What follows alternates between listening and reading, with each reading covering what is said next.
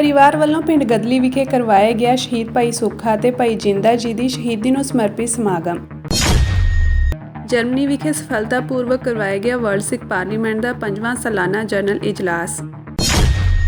श्रोमणी गुरुद्वारा प्रबंधक कमेटी वालों शहीद भाई सुखदेव सिंह सुखा ते भाई हरजिंदर सिंह जिंदा की शहीदी ते अरदास समागम। सिख कौम के सूरबीर योद्धे शहीद भाई सुखदेव सिंह सुखा ते भाई हरजिंदर सिंह जिंदा के शहीदी दिहाड़े ते उन्हां दे परिवार वालों पिंड गदली नेड़े जंडियाला गुरु विखे श्री अखंड पाठ साहिब दे अज भोग पाए गए।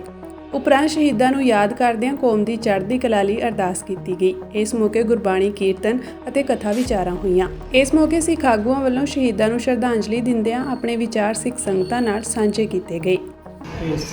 सरदार हरजिंदर सिंह जिंदा सुखदेव सिंह सुखा की याद विच ये दिन मनाया जाए। मेरा सुखे नाल मिलाप है और मैं उन्होंने अपना भतीजा ही समझदा।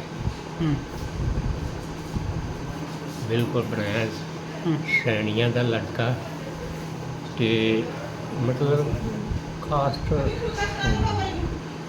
वो सब तो ज़्यादा मैनू प्यार करता है, अपना चाचा ही समझदा। बहुत ही खुशी हुई आ कि जिस तरह वीरां ने अपने विआह दी खुशियां रचाइयां बर्फी लड्डू वंड के उस तरह संगतां भी ये खुशी नूं ਜ਼ਾਹਰ कर रही हैं। जिस तरह अमरीका विच भी सारे देशों में भी शहीदी दिहाड़े मना रहे हैं, मठियाइयां दे नाल मना रहे हैं, क्योंकि साडी अगली नस्ल नूं पता लगे कि जिहड़े शहीद हुंदे आ वो अपने शहीदी नूं विआह समागम बनाउंदे आ ते मठियाइयां वंडदे आ। इसे तरह ये एक मैसेज जावे कि अपनी सिख कौम विच कितना उत्साह है शहीदी का। ते ये एक बहुत खुशी हुई कि लड्डू वंड रहे आ ते वाहिगुरू जी का खालसा वाहिगुरू जी। समूह संगत नूं बेनती है कि 9 अक्तूबर दिन बुधवार नूं हुम हमा के पिंड गदली विखे बड़ी शरधा भावना नाल उन्हां दे जद्दी पिंड जद्दी घर जिहड़ा शहीदां दा अपना घर बन गया, जो बड़े चिर तो 32 साल तो इस चीज़ की तांघ ही अज पूरी हो गई आ ते बड़ियां खुशियां वाला दिहाड़ा वा ते सारी संगत आण के हुम हमा के ते इस दिहाड़े नूं मनावे ते एक भैन नूं इन्नी ज़्यादा खुशी होगी क्योंकि ये शहीदां दा घर बन गया। ये शहीद कौम दे सरमाए हुंदे हन ते ये कौम ही इन्हां दिनां नूं मना सकदी है। ते ये सारे जो भी संगत है सारे अब चढ़दी कला विच इस दिहाड़े नूं मनाउण ते आओ आपां सारे इस दिहाड़े नूं बड़ी खुशी नाल मनाइए ते आपां बदाने वंडिए। जिस तरह वीरां ने कहा है बर्फियां वंडिए, संगत आउंदी है बर्फियां लैके आउंदी है, बदाने लैके आउंदी है ते आपां ओह विआह वाला माहौल रचा लिया वा ते हुण इहो माहौल सदा चलदा रहे ते आपां नूं खुशियां मिलदियां रहन। वाहिगुरू जी का खालसा वाहिगुरू जी की फतेह। एक महान दिन के उत्ते इकट्ठे होए हैं श्रद्धांजलियां भेंट करन नूं भाई सुखदेव सिंह सुखे नूं ते भाई हरजिंदर सिंह जिंदे नूं, जिन्हां ने सिख कौम की पग साडे सिरां दे उत्ते रखी है और बहुत भारी कुर्बानी की है, दलेरी की है। जदों उन्होंने सिख कौम दे उत्ते होया जुल्म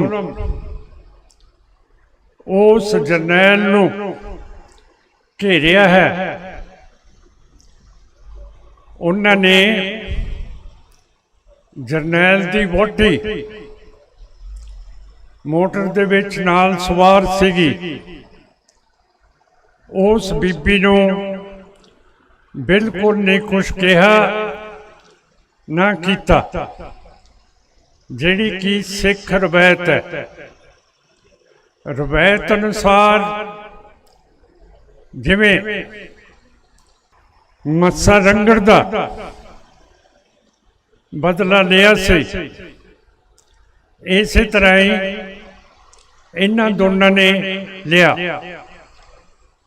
ਭਾਈ ਜਿੰਦਾ ਇੱਥੋਂ ਦੇ ਸੀਗੇ, ਭਾਈ ਸੁੱਖਾ ਰਾਜਸਥਾਨ ਦੇ ਸੀਗੇ। ਦੋਨਾਂ ਦਾ ਮੇਲ ਹੋਇਆ, ਸਲਾਹ ਬਣੀ ਔਰ ਉਹਨਾਂ ਨੇ ਦੁਸ਼ਮਣ ਦਾ ਜਿਹੜਾ ਸਭ ਤੋਂ ਵੱਡਾ ਜਰਨੈਲ ਸੀ, ਜਿਹਦੀ ਜ਼ਿੰਮੇਵਾਰੀ ਸੀ ਕਿ ਇਹੋ ਜਿਹਾ ਗੰਦਾ ਕਰਤੱਵ ਕਰਨਾ, ਉਸ ਜਰਨੈਲ ਨੇ ਕੀਤਾ। ਪਰ ਫਿਰ ਉਸ ਨੂੰ ਭੁਗਤਣਾ ਵੀ ਪਿਆ। ਵਰਲਡ ਸਿੱਖ ਪਾਰਲੀਮੈਂਟ ਦਾ 5ਵਾਂ ਸਾਲਾਨਾ ਜਨਰਲ ਇਜਲਾਸ ਜਰਮਨੀ ਦੇ ਸ਼ਹਿਰ ਫਰੈਂਕਫਰਟ ਵਿੱਚ ਸਫਲਤਾਪੂਰਵਕ ਕਰਵਾਇਆ ਗਿਆ, ਜਿਸ ਵਿੱਚ America, Canada, Australia, Europe, Bharat ਤੇ ਯੂਕੇ ਤੋਂ ਪਹੁੰਚੇ 100 ਤੋਂ ਜ਼ਿਆਦਾ ਡੈਲੀਗੇਟਸ ਨੇ ਭਾਗ ਲਿਆ। ਪੰਥਕ ਮੁੱਦਿਆਂ ਤੇ ਵਿਚਾਰਾਂ ਕੀਤੀਆਂ ਤੇ ਭਵਿੱਖ ਦੇ ਪ੍ਰੋਗਰਾਮ ਉਲੀਕੇ, ਜੋ ਕਿ ਸਿੱਖ ਕੌਮ ਦੀ ਏਕਤਾ, ਸ਼ਕਤੀ ਤੇ ਸਾਂਝੇ ਉਦੇਸ਼ ਦਾ ਇੱਕ ਪ੍ਰਭਾਵਸ਼ਾਲੀ ਪ੍ਰਗਟਾਵਾ ਸੀ।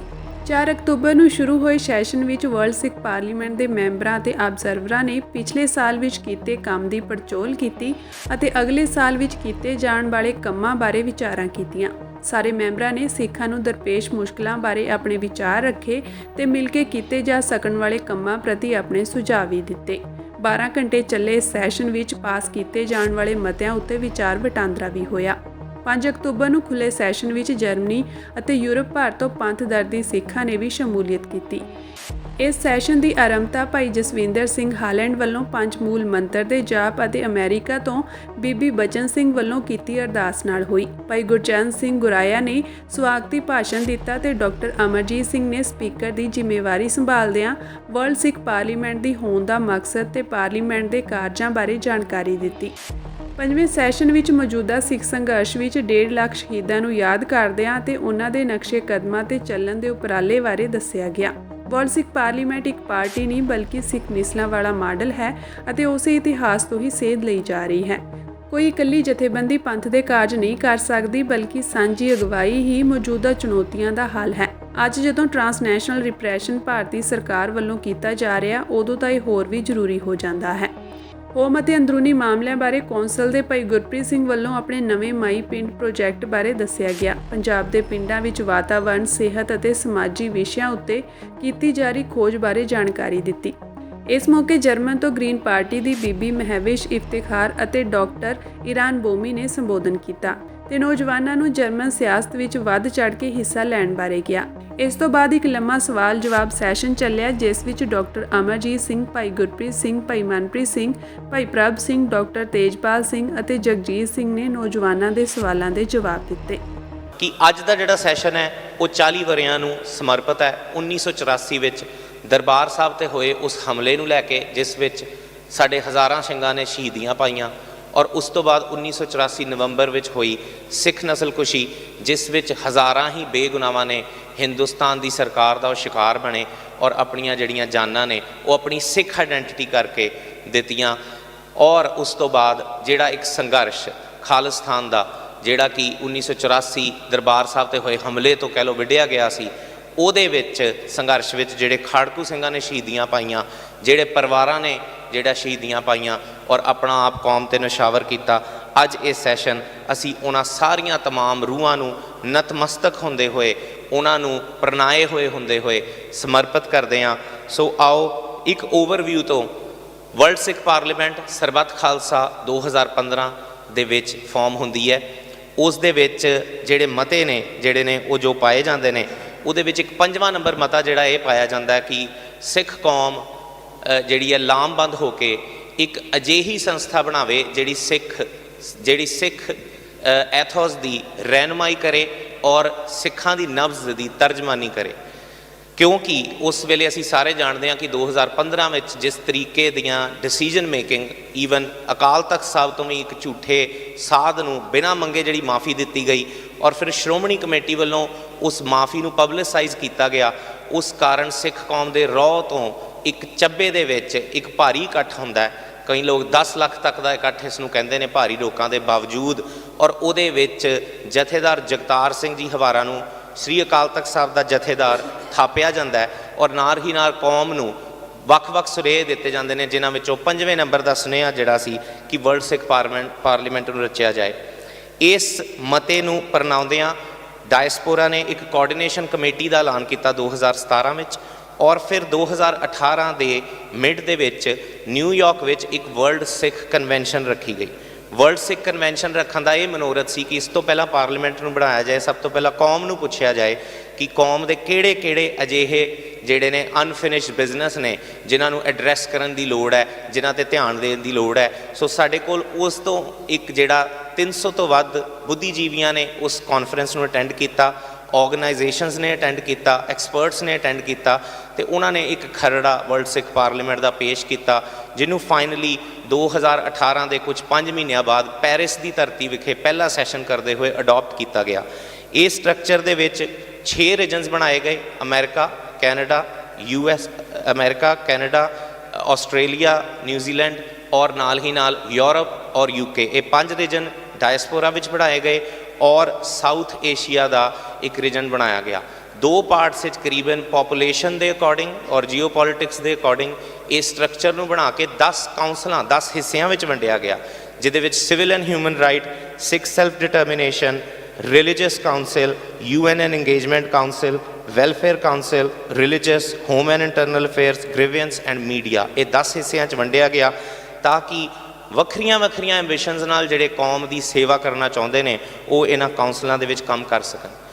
ਕਿ 40 ਵਰ੍ਹੇ ਪਹਿਲਾਂ ਇੰਡੀਅਨ ਸਟੇਟ ਨੇ ਸਿੱਖ ਨੇਸ਼ਨ ਦੇ ਖਿਲਾਫ right new books, invent new culture, create new history. Before long those people will forget what they were and what they are. This is the struggle of memory against forgetting.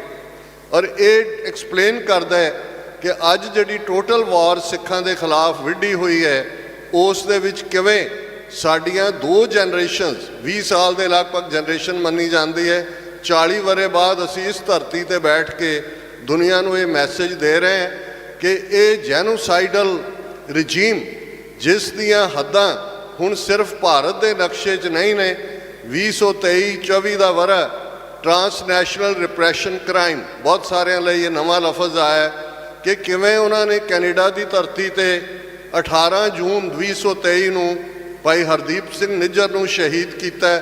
ਉਸ ਤੋਂ 3 ਦਿਨ ਪਹਿਲਾਂ 15 ਜੂਨ 2023 ਨੂੰ Birmingham UK ਦੀ ਧਰਤੀ ਤੇ ਭਾਈ ਅਵਤਾਰ ਸਿੰਘ ਖੱਡਾ ਨੂੰ ਸ਼ਹੀਦ ਕੀਤਾ।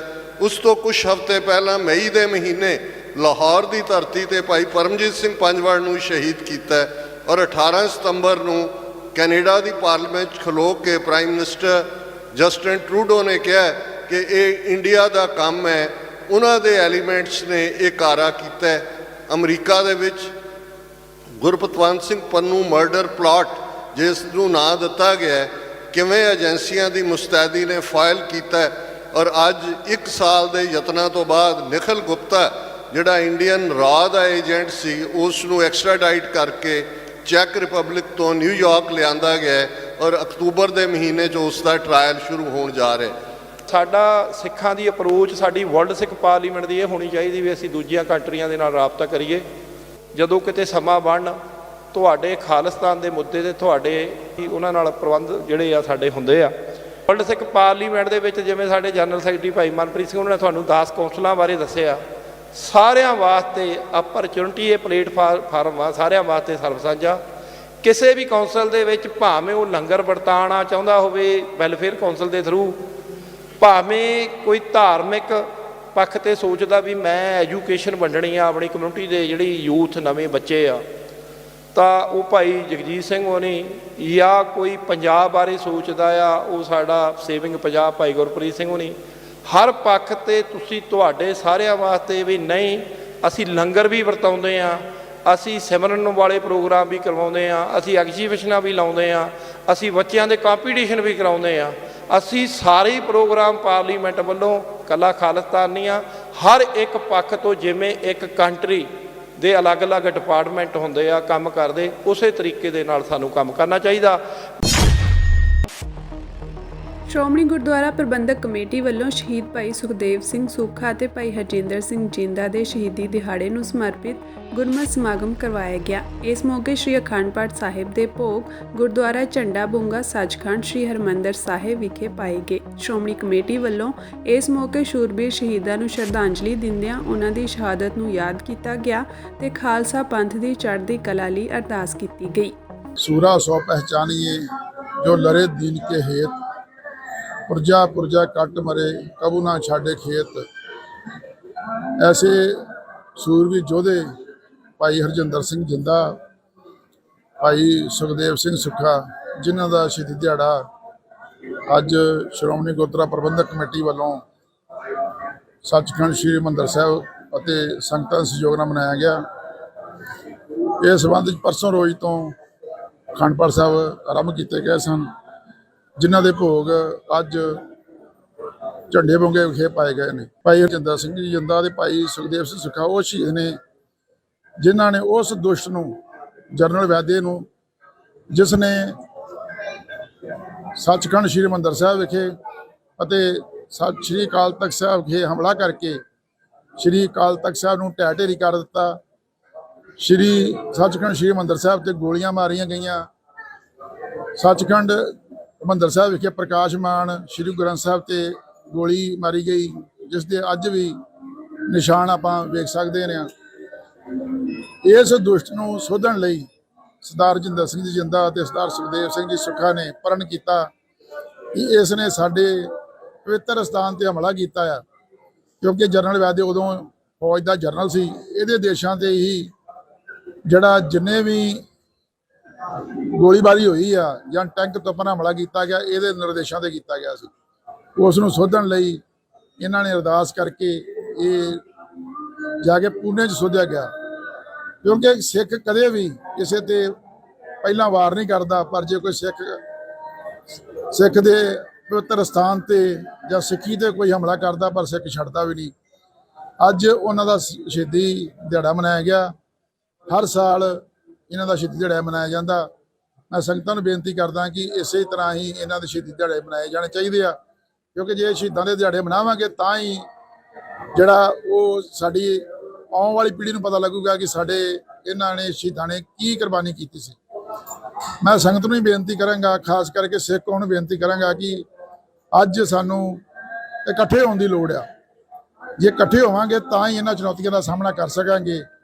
ਮੈਂ ਸਮੁੱਚੀ ਸਿੱਖ ਕੌਮ ਨੂੰ ਬੇਨਤੀ ਕਰਦਾ ਕਿ ਸ਼੍ਰੀ ਅਕਾਲ ਤਖਤ ਸਾਹਿਬ ਦੀ ਛਤਰ ਛਾਇਆ ਹੇਠ ਇਕਮੁੱਠ ਹੋਵੋ ਤਾਂ ਜੋ ਆਉਣ ਵਾਲੀਆਂ ਚੁਣੌਤੀਆਂ ਦਾ ਸਾਹਮਣਾ ਕੀਤਾ ਜਾ ਸਕੇ। ਅੱਜ ਜਿਹੜੇ ਪਰਿਵਾਰ ਜਿਨ੍ਹਾਂ 'ਚ ਭਾਈ ਹਰਜਿੰਦਰ ਸਿੰਘ ਜੀ ਜਿੰਦਾ ਦੀ ਮਾਤਾ, ਇਹਨਾਂ ਭਰਾ ਤੇ ਉਹਨਾਂ ਦੀ ਭੈਣ ਆਏ ਸੀ, ਉਹਨਾਂ ਨੂੰ ਸਨਮਾਨਿਤ ਕੀਤਾ ਗਿਆ ਤੇ ਹੋਰ ਵੀ ਜਿਹੜੇ ਪਰਿਵਾਰ ਆਏ ਸੀ ਉਹਨਾਂ ਨੂੰ ਵੀ ਸਨਮਾਨਿਤ ਕੀਤਾ ਗਿਆ, ਤਾਂ ਜੋ ਸਨਮਾਨ ਕਰਨ ਦਾ ਮਤਲਬ ਇਹ ਹੁੰਦਾ ਕਿ ਸਾਡੀ ਜ਼ਿੰਮੇਵਾਰੀ ਬਣਦੀ ਹੈ ਕਿ ਇਹਨਾਂ ਪਰਿਵਾਰਾਂ ਦੀ ਸਾਂਭ ਸੰਭਾਲ ਕੀਤੀ ਜਾ ਸਕੇ, ਇਹਨਾਂ ਦਾ ਮਾਨ ਸਨਮਾਨ ਕੀਤਾ ਜਾ ਸਕੇ। ਇਸੇ ਤਰ੍ਹਾਂ 'ਚ ਉਹਨਾਂ ਦਾ ਮਾਨ ਸਨਮਾਨ ਕੀਤਾ ਗਿਆ ਤਾਂ ਜੋ ਸਾਡੇ ਬੱਚਿਆਂ ਨੂੰ ਪਤਾ ਲੱਗ ਸਕੇ ਕਿ ਇਹਨਾਂ ਦਾ ਪਰਿਵਾਰ ਅਜੇ ਚੜ੍ਹਦੀ ਕਲਾ 'ਚ ਆ। ਪੰਚਾਇਤ ਚੋਣਾਂ ਵਿੱਚ ਅਕਾਲੀ ਦਲ ਪੱਖੀ ਸਰਪੰਚ ਤੇ 5 ਉਮੀਦਵਾਰਾਂ ਦੀਆਂ ਨਾਮਜ਼ਦਗੀਆਂ ਪ੍ਰਵਾਨ ਕਰਨ ਤੋਂ ਬਾਅਦ ਰੱਦ ਕਰਨ ਖਿਲਾਫ ਰੋਸ ਪ੍ਰਗਟ ਕਰਨ ਲਈ ਅਕਾਲੀ ਦਲ ਦੇ ਪ੍ਰਧਾਨ ਸੁਖਬੀਰ ਬਾਦਲ ਨੇ ਡੀਸੀ ਦਫ਼ਤਰ ਸਾਹਮਣੇ ਕੜਾਕੇ ਦੀ ਧੁੱਪ ਵਿੱਚ ਸੜਕ ਤੇ ਬੈਠ ਕੇ ਧਰਨਾ ਦਿੱਤਾ। ਕਰੀਬ 2 ਘੰਟੇ ਚੱਲੇ ਧਰਨੇ ਨੂੰ ਸੰਬੋਧਨ ਕਰਦਿਆਂ ਬਾਦਲ ਨੇ ਕਿਹਾ ਕਿ ਇਹ ਆਪ ਦੀ ਧੱਕੇਸ਼ਾਹੀ ਹੈ। ਉਹਨਾਂ ਦੱਸਿਆ ਕਿ ਗਿੱਦੜਬਾਹਾ ਤੇ ਮੁਕਤਸਰ ਵਿੱਚ ਇਹ ਧੱਕੇਸ਼ਾਹੀ ਸਭ ਹੱਦਾਂ ਬੰਨੇ ਪਾਰ ਕਰ ਗਈ। ਆਪ ਦੇ ਉਮੀਦਵਾਰਾਂ ਤੋਂ ਬਿਨਾਂ ਬਾਕੀ ਸਾਰੇ ਉਮੀਦਵਾਰਾਂ ਦੇ ਪਹਿਲਾਂ ਕਵਰਿੰਗ ਉਮੀਦਵਾਰਾਂ ਦੇ ਕਾਗਜ਼ ਵਾਪਸ ਕਰਵਾ ਦਿੱਤੇ ਅਤੇ ਮਗਰੋਂ ਉਮੀਦਵਾਰਾਂ ਦੇ ਕਾਗਜ਼ ਰੱਦ ਕਰ ਦਿੱਤੇ। ਇਸ ਦੌਰਾਨ ਉਹਨਾਂ ਅਫਸਰਾਂ ਨੂੰ ਚੇਤਾਵਨੀ ਦਿੰਦਿਆਂ ਕਿਹਾ ਕਿ ਮੁਕਤਸਰ ਦੇ ਡੀਸੀ ਤੋਂ ਲੈ ਕੇ ਰਿਟਰਨਿੰਗ ਅਫਸਰ ਤੱਕ ਸਭ ਨੂੰ ਹਾਈ ਕੋਰਟ ਵਿੱਚ ਲੈ ਕੇ ਜਾਵਾਂਗੇ, ਸੀਬੀਆਈ ਜਾਂਚ ਕਰਵਾਵਾਂਗੇ, ਚੋਣ ਕਮਿਸ਼ਨ ਕੋਲ ਸ਼ਿਕਾਇਤ ਕਰਾਂਗੇ, ਇਹ ਸਾਰੇ ਅੰਦਰ ਹੋਣਗੇ। ਉਹਨਾਂ ਕਿਹਾ ਕਿ ਕਈ ਅਫਸਰ ਤਾਂ ਛੁੱਟੀ ਜਾਣਾ ਚਾਹੁੰਦੇ ਸੀ, ਪਰ ਕਥਿਤ ਤੌਰ ਤੇ ਸਰਕਾਰ ਨੇ ਉਹਨਾਂ ਨੂੰ ਵਿਜੀਲੈਂਸ ਵਿੱਚ ਫਸਾਉਣ ਤੇ ਨੌਕਰੀ ਤੋਂ ਕੱਢਣ ਦਾ ਡਰਾਵਾ ਦੇ ਕੇ ਅੱਧੀ ਰਾਤ ਨੂੰ ਨਾਮਜ਼ਦਗੀ ਪੱਤਰ ਰੱਦ ਕਰਵਾਏ। ਤੇ ਮੈਨੂੰ ਲੱਗਦਾ ਦੇਸ਼ ਦੇ ਇਤਿਹਾਸ ਵਿੱਚ ਪਹਿਲੀ ਵਾਰ ਹੋਇਆ ਕਿ ਕਾਗਜ਼ ਦਾਖਲ ਹੋਣ ਤੋਂ ਬਾਅਦ, ਸਕਰੂਟਨੀ ਹੋਣ ਤੋਂ ਬਾਅਦ, ਵਾਪਸੀ ਤੋਂ ਬਾਅਦ ਫਿਰ ਕਾਗਜ਼ ਰੱਦ ਕੀਤੇ। ਐਜੀ ਮਿਸਾਲ ਮੈਂ ਅੱਜ ਤੱਕ ਨਹੀਂ। ਕਾਨੂੰਨ ਦੀਆਂ ਧੱਜੀਆਂ ਉਡਾ ਮੈਨੂੰ ਤਾਂ ਹੈਰਾਨੀ ਹੈ ਕਿ ਜਿਹੜੇ ਅਫਸਰਾਂ ਨੇ ਇਹਨਾਂ ਦੇ ਅੱਗੇ ਲੱਗੇ ਆ ਉਹ ਬਚੂ ਹੋਊਗਾ ਕਿ ਉਹਨਾਂ ਨੂੰ ਸਾਰਿਆਂ ਦੀ ਨੌਕਰੀਆਂ ਜਾਣ। ਆਹ ਜੰਗ ਇੱਥੇ ਤੱਕ ਖਤਮ ਨਹੀਂ ਹੋਣੀ। ਆਹ ਲੋਕਤੰਤਰ ਦੀ ਲੜਾਈ ਹੈ। ਆਹ ਗਿੱਦੜਵੇ ਵਾਲਿਆਂ ਨੇ ਸੋਚ ਲਿਆ, ਜਿਹੜਾ ਹੁਣ ਨਵੇਂ ਬਣੇ ਆ ਝਾੜੂ ਵਾਲੇ, ਕਿ ਜਿੱਤ ਕੇ ਹੈ ਸਾਡਾ ਹੋਰ ਲੋਕੀ ਸਾਡੇ ਨਾਲ ਜੁੜਨਗੇ। ਐ ਨਹੀਂ ਪਤਾ ਕਿ ਹੁਣ ਤਾਂ 1.5 ਮਹੀਨੇ ਬਾਅਦ ਇਲੈਕਸ਼ਨ ਹੈ ਅਸੈਂਬਲੀ ਦਾ। ਜਵਾਨ ਤਾਂ ਜੱਪ ਹੋਣਗੇ। ਸ਼੍ਰੋਮਣੀ ਅਕਾਲੀ ਦਲ ਸੁਧਾਰ ਲਹਿਰ ਨਾਲ ਸੰਬੰਧਿਤ ਸ਼੍ਰੋਮਣੀ ਕਮੇਟੀ ਮੈਂਬਰਾਂ ਨੇ ਸੁਖਬੀਰ ਬਾਦਲ ਤੇ ਅਕਾਲ ਤਖਤ ਦੇ ਹੁਕਮਾਂ ਦੀ ਉਲੰਘਣਾ ਦਾ ਦੋਸ਼ ਲਾਇਆ ਹੈ। ਭਾਈ ਮਨਜੀਤ ਸਿੰਘ ਤੇ ਸਤਵਿੰਦਰ ਸਿੰਘ ਟੋੜਾ ਨੇ ਦੋਸ਼ ਲਾਇਆ ਕਿ ਸੁਖਬੀਰ ਦੀਆਂ ਜਨਤਕ ਸਮਾਗਮਾਂ ਵਿੱਚ ਸ਼ਮੂਲੀਅਤ ਦੀਆਂ ਤਸਵੀਰਾਂ ਸਾਹਮਣੇ ਆਈਆਂ ਹਨ। ਇਸ ਤੋਂ ਸਪਸ਼ਟ ਹੈ ਕਿ ਉਹ ਅਕਾਲ ਤਖਤ ਸਾਹਿਬ ਦੇ ਆਦੇਸ਼ਾਂ ਨੂੰ ਟਿੱਚ ਜਾਂਦੇ ਹਨ। ਨੈਸ਼ਨਲ ਕਾਨਫਰੰਸ ਆਗੂ ਉਮਰ ਅਬਦੁੱਲਾ ਨੇ ਅੱਜ ਕਿਹਾ ਕਿ ਉਹ ਉਮੀਦ ਕਰਦੇ ਹਨ ਕਿ ਪ੍ਰਧਾਨ ਮੰਤਰੀ ਨਰਿੰਦਰ ਮੋਦੀ ਜੰਮੂ ਨੂੰ ਰਾਜ ਦਾ ਦਰਜਾ ਬਹਾਲ ਕਰਕੇ ਸਨਮਾਨਯੋਗ ਕੰਮ ਕਰਨਗੇ। ਉਨ੍ਹਾਂ ਕਿਹਾ ਕਿ ਕੇਂਦਰ ਸ਼ਾਸਿਤ ਪ੍ਰਦੇਸ਼ ਵਜੋਂ ਬਹੁਤ ਸਾਰੀਆਂ ਚੀਜ਼ਾਂ ਕੀਤੀਆਂ ਜਾ ਸਕਦੀਆਂ ਹਨ ਤੇ ਸਪਸ਼ਟ ਤੌਰ ਤੇ ਕੁਝ ਚੀਜ਼ਾਂ ਨਹੀਂ ਹੋ ਸਕਦੀਆਂ, ਪਰ ਉਹ ਉਮੀਦ ਕਰਦੇ ਹਨ ਕਿ ਜੰਮੂ ਕਸ਼ਮੀਰ ਹਮੇਸ਼ਾ ਲਈ ਕੇਂਦਰ ਸ਼ਾਸਿਤ ਪ੍ਰਦੇਸ਼ ਨਹੀਂ ਰਹੇਗਾ। ਉਮੀਦ ਕਰਦੇ ਹਨ ਕਿ ਪ੍ਰਧਾਨ ਮੰਤਰੀ ਸਨਮਾਨਜਨਕ ਕੰਮ ਕਰਨਗੇ ਅਤੇ ਜਲਦੀ ਤੋਂ ਜਲਦੀ ਜੰਮੂ ਕਸ਼ਮੀਰ ਦਾ ਰਾਜ ਦਾ ਦਰਜਾ ਬਹਾਲ ਕਰਨਗੇ।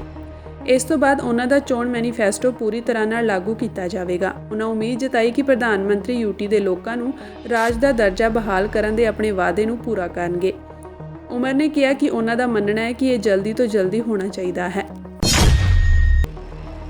ਹਰਿਆਣਾ ਚੋਣਾਂ ਵਿੱਚ ਵੱਡੀ ਉਥਲ-ਪੁਥਲ ਹੋਈ ਹੈ। ਬੀਜੇਪੀ ਲਗਾਤਾਰ ਤੀਜੀ ਵਾਰ ਹਰਿਆਣਾ ਵਿੱਚ ਸਰਕਾਰ ਬਣਾਉਣ ਲਈ ਤਿਆਰ ਹੈ। ਹਰਿਆਣਾ ਦੇ ਐਗਜ਼ਿਟ ਪੋਲ ਨੇ ਭਵਿੱਖਬਾਣੀ ਕੀਤੀ ਸੀ ਕਿ ਕਾਂਗਰਸ ਬੰਪਰ ਜਿੱਤ ਹਾਸਲ ਕਰੇਗੀ, ਪਰ ਨਤੀਜਿਆਂ ਵਿੱਚ ਅਜਿਹਾ ਨਜ਼ਰ ਨਹੀਂ ਆਇਆ।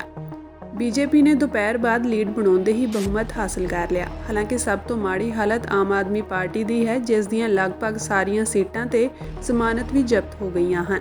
ਸਭ ਤੋਂ ਹੈਰਾਨੀ ਦੀ ਗੱਲ ਇਹ ਹੈ ਕਿ ਹਰਿਆਣਾ ਚੋਣਾਂ ਵਿੱਚ ਨੋਟਾਂ ਨੂੰ ਵੀ ਆਮ ਆਦਮੀ ਪਾਰਟੀ ਨਾਲੋਂ ਵਧੇਰੇ ਵੋਟਾਂ ਮਿਲੀਆਂ ਹਨ। ਇੰਨਾ ਹੀ ਨਹੀਂ, ਨੋਟਾਂ ਨੂੰ ਤਕਰੀਬਨ 10 ਸੀਟਾਂ ਤੇ ਆਮ ਆਦਮੀ ਪਾਰਟੀ ਦੇ ਉਮੀਦਵਾਰਾਂ ਤੋਂ ਵੱਧ ਵੋਟਾਂ ਮਿਲੀਆਂ ਹਨ। ਦੱਸ ਦਈਏ ਕਿ ਆਮ ਆਦਮੀ ਪਾਰਟੀ ਨੇ 99 ਸੀਟਾਂ ਤੇ ਚੋਣ ਲੜੀ ਸੀ, ਪਰ ਇਹਨਾਂ ਸੀਟਾਂ 'ਚੋਂ ਆਮ ਆਦਮੀ ਪਾਰਟੀ ਦੇ ਹਿੱਸੇ ਇੱਕ ਵੀ ਸੀਟ ਨਹੀਂ ਆਈ। ਕੌਂਸਲੀ ਸੀਟ ਤੋਂ ਆਮ ਆਦਮੀ ਪਾਰਟੀ ਨੇ ਕੋਈ ਵੀ ਉਮੀਦਵਾਰ ਨਹੀਂ ਉਤਾਰਿਆ ਸੀ। ਚੋਣ ਕਮਿਸ਼ਨ ਮੁਤਾਬਕ ਆਮ ਆਦਮੀ ਪਾਰਟੀ ਨੂੰ ਹਰਿਆਣਾ ਵਿੱਚ ਸਿਰਫ 1.79% ਵੋਟਾਂ ਮਿਲੀਆਂ ਹਨ। ਸਿਰਸਾ 'ਚੋਂ ਨੋਟਾਂ ਨੂੰ 1115 ਤੇ ਆਮ ਆਦਮੀ ਪਾਰਟੀ ਦੇ ਉਮੀਦਵਾਰ ਨੂੰ 853 ਵੋਟਾਂ ਮਿਲੀਆਂ। ਫਰੀਦਾਬਾਦ 'ਚੋਂ ਨੋਟਾਂ ਨੂੰ 1025 ਤੇ ਆਮ ਆਦਮੀ ਪਾਰਟੀ ਉਮੀਦਵਾਰ ਨੂੰ 926 ਵੋਟਾਂ ਮਿਲੀਆਂ। ਘਨੌਰ, ਹੋਂਦਲ ਸਣੇ 31 ਸੀਟਾਂ ਤੇ ਆਮ ਆਦਮੀ ਪਾਰਟੀ ਨੂੰ 1000 ਤੋਂ ਵੀ ਘੱਟ ਵੋਟਾਂ ਹਾਸਲ ਹੋਈਆਂ। ਡੱਬਵਾਲੀ, ਰਾਣੀਆਂ, ਨਾਰਨੌਲ, ਅਸੰਧ ਸਣੇ 9 ਸੀਟਾਂ ਤੇ 4 ਤੋਂ 7000 ਵੋਟਾਂ ਪ੍ਰਾਪਤ ਹੋਈਆਂ। ਦਿੱਲੀ ਵਿਧਾਨ ਸਭਾ ਚੋਣਾਂ ਨੇੜੇ ਆਮ ਆਦਮੀ ਪਾਰਟੀ ਨੇ ਪੰਜਾਬ ਵਿੱਚ ਪ੍ਰਭਾਵੀ ਸ਼ਾਸਨ ਲਈ ਫੈਸਲਾ ਲੈਣਾ ਸ਼ੁਰੂ ਕੀਤਾ ਹੈ। ਆਪ ਸੁਪਰੀਮੋ ਅਰਵਿੰਦ ਕੇਜਰੀਵਾਲ ਨੇ ਬੀਤੇ ਦਿਨ ਦਿੱਲੀ ਵਿੱਚ ਪੰਜਾਬ ਦੇ ਵਜ਼ੀਰਾਂ ਨਾਲ ਮੀਟਿੰਗ ਕਰਕੇ ਉਹਨਾਂ ਦੇ ਵਿਭਾਗਾਂ ਦੀ ਸਮੀਖਿਆ ਕੀਤੀ। ਉਹਨਾਂ ਮੰਤਰੀਆਂ ਨੂੰ ਸਮਾਂਬੱਧ ਟੀਚੇ ਦਿੱਤੇ ਹਨ। ਅਰਵਿੰਦ ਕੇਜਰੀਵਾਲ ਵੱਲੋਂ ਆਪਣੇ ਭਰੋਸੇਮੰਦ ਵਿਅਕਤੀ ਨੂੰ ਮੁੱਖ ਮੰਤਰੀ ਦਾ ਮੁੱਖ ਸਲਾਹਕਾਰ ਲਗਾਏ ਜਾਣ ਦਾ ਰੌਲਾ ਕਈ ਦਿਨਾਂ ਤੋਂ ਪੈ ਰਿਹਾ ਹੈ। ਉਂਝ ਮੁੱਖ ਮੰਤਰੀ ਦਫ਼ਤਰ ਦੇ ਸਰਕਾਰੀ ਬੁਲਾਰੇ ਅਜਿਹੀ ਕਿਸੇ ਵੀ ਨਿਯੁਕਤੀ ਤੋਂ ਇਨਕਾਰ ਕਰ ਰਹੇ ਹਨ, ਪਰ ਸੱਤਾ ਦੇ ਗਲਿਆਰਿਆਂ ਵਿੱਚ ਅੱਜ ਇਹ ਪੂਰਾ ਦਿਨ ਚਰਚਾ ਰਹੀ ਕਿ ਪੰਜਾਬ ਕੈਬਨਿਟ ਨੇ ਅੱਜ ਅਰਵਿੰਦ ਕੇਜਰੀਵਾਲ ਦੇ ਭਰੋਸੇਮੰਦ ਨੂੰ ਮੁੱਖ ਮੰਤਰੀ ਦਾ ਮੁੱਖ ਸਲਾਹਕਾਰ ਨਿਯੁਕਤ ਕੀਤੇ ਜਾਣ ਅਤੇ ਉਸ ਦੀਆਂ ਨਿਯੁਕਤੀ ਦੀਆਂ ਸ਼ਰਤਾਂ ਨੂੰ ਹਰੀ ਝੰਡੀ ਦੇ ਦਿੱਤੀ ਹੈ। ਦੱਸ ਦਈਏ ਕਿ ਪਿਛਲੇ ਕਈ ਦਿਨਾਂ ਤੋਂ ਮੁੱਖ ਸਲਾਹਕਾਰ ਦੀ ਨਿਯੁਕਤੀ ਨੂੰ ਲੈ ਕੇ ਚਰਚੇ ਛਿੜੇ ਹੋਏ ਹਨ, ਪਰ ਆਮ ਆਦਮੀ ਪਾਰਟੀ ਵੱਲੋਂ ਕਿਸੇ ਨੇ ਵੀ ਇਸ ਚਰਚਾ ਨੂੰ ਰੱਦ ਨਹੀਂ ਕੀਤਾ ਹੈ। ਪੰਜਾਬ ਦੇ ਲੋਕ ਪਿਛਲੇ ਕੁਝ ਦਿਨਾਂ ਤੋਂ ਆਪ ਵੱਲੋਂ ਚੁੱਕੇ ਜਾ ਰਹੇ ਨਵੇਂ ਸਿਆਸੀ ਕਦਮਾਂ ਨੂੰ ਨੇੜਿਓਂ ਦੇਖ ਰਹੇ ਹਨ। ਕੇਜਰੀਵਾਲ ਦੇ ਜੇਲ੍ਹ 'ਚੋਂ ਬਾਹਰ ਆਉਣ ਮਗਰੋਂ ਪੰਜਾਬ ਦੀ ਸਿਆਸਤ ਵਿੱਚ ਕਾਫੀ ਹਲਚਲ ਹੋਈ ਹੈ। ਸਭ ਤੋਂ ਪਹਿਲਾਂ ਮੁੱਖ ਮੰਤਰੀ ਦੇ OSD ਓਂਕਾਰ ਸਿੰਘ ਨੂੰ ਉਹਨਾਂ ਦੇ ਅਹੁਦੇ ਤੋਂ ਹਟਾ ਦਿੱਤਾ ਗਿਆ ਸੀ ਅਤੇ ਉਸ ਮਗਰੋਂ ਡਾਇਰੈਕਟਰ ਸੰਚਾਰ ਨਵਨੀਤ ਬਦਵਾ ਨੇ CMO ਵਿੱਚ ਆਪਣਾ ਕਾਰਜਕਾਲ ਪੂਰਾ ਹੋਣ ਤੋਂ ਬਾਅਦ ਅਸਤੀਫਾ ਦੇ ਦਿੱਤਾ ਸੀ। CM ਭਗਵੰਤ ਮਾਨ ਦੇ ਦਫ਼ਤਰ ਦੇ ਅਧਿਕਾਰਤ ਬੁਲਾਰੇ ਨੇ ਇਸ ਗੱਲ ਦੀ ਵੀ ਪੁਸ਼ਟੀ ਕੀਤੀ ਹੈ ਕਿ ਮੁੱਖ ਮੰਤਰੀ ਦੇ 2 ਨੇੜਲੇ director media relations Baltej Pannu ਤੇ director communication social media Manpreet Kaur ਨੇ ਅਹੁਦਿਆਂ ਤੋਂ ਅਸਤੀਫਾ ਦੇ ਦਿੱਤਾ ਹੈ।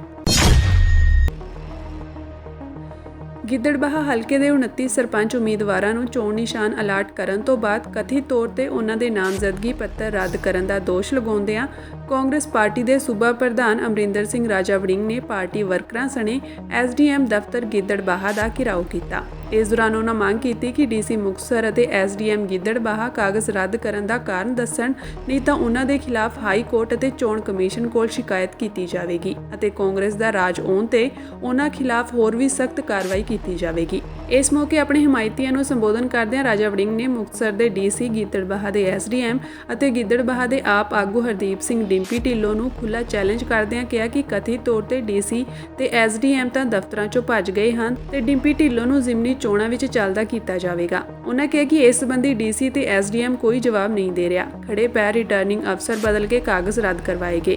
ਉਹਨਾਂ ਕਿਹਾ ਕਿ ਇਹਨਾਂ ਧੱਕੇਸ਼ਾਹੀਆਂ ਦਾ ਬਦਲਾ ਲੋਕ ਆਉਣ ਵਾਲੀਆਂ ਚੋਣਾਂ ਵਿੱਚ ਲੈਣਗੇ। ਉਹਨਾਂ ਕਿਹਾ ਕਿ ਹੁਣ ਗਿੱਦੜਬਾਹਾ ਵਿੱਚ ਸੰਘਰਸ਼ ਲਗਾਤਾਰ ਜਾਰੀ ਰਹੇਗਾ।